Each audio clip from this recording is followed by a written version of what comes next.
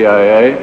Now, if those things taper over into assassination plots, it may be so. Why didn't you want to tell the Warren Commission, or why didn't you tell the Warren Commission about the efforts to get rid of Fidel Castro or to overthrow the Cuban government?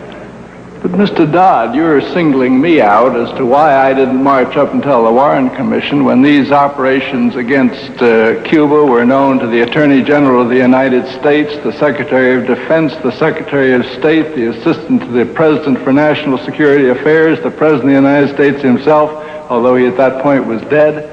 I mean, all kinds of people knew about these operations high up in the government. Now, why am I singled out as the fellow that should have gone up and identified a government operation to get rid of Castro? And it was a government-wide operation supported by the Defense Department, supported by the National Security Council, supported by almost everybody in high position in the government. As far as I ever knew or know now, no one in the White House or at the cabinet level ever gave any approval of any kind to any CIA effort to assassinate anyone.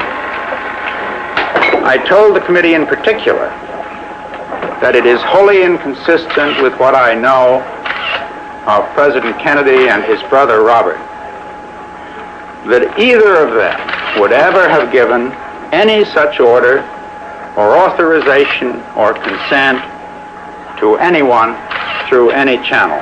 You were head of the agency during the time when most of these allegations occurred. What did you tell the commission?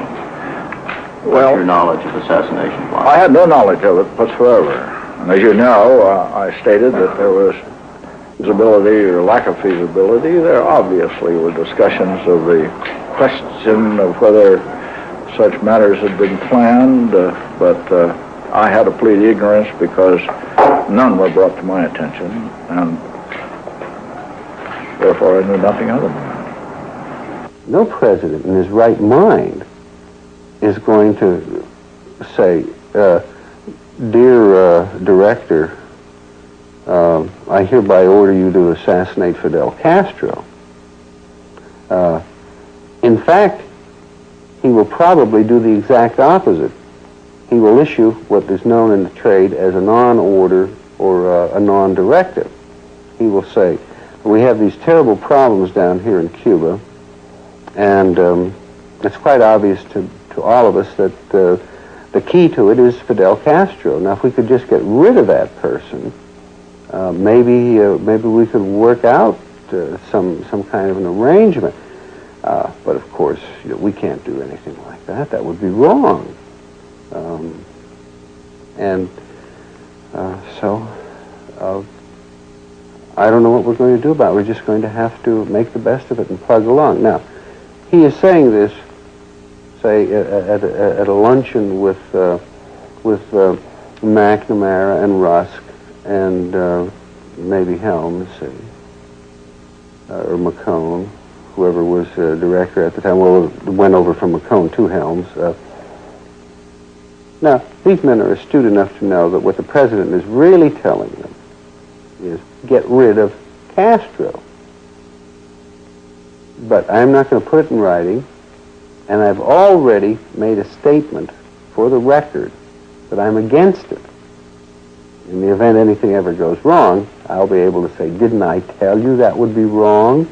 Could you tell this committee who the individuals were involving mafia chieftains or organized crime figures? As far as I'm aware, on that particular situation, it was William K. Harvey who was in touch with John Roselli, and it was Harvey and Roselli who were attempting to find, if I understood it correctly, some channel from Florida into Havana. I also understand that there was a question of poison pills which were supposed to be transported to Havana. There was never any evidence that they were ever transported there or ever left the United States. There was never any evidence that this plot ever left the Florida mainland. And if it was indeed an assassination plot, it was misadvertised to me because I had understood it was an effort to see if a connection could be made between the mafia in Florida and the mafia in Havana. And to the best of my knowledge, the connection never was made. sometime in 1960, during a period wherein for some previous years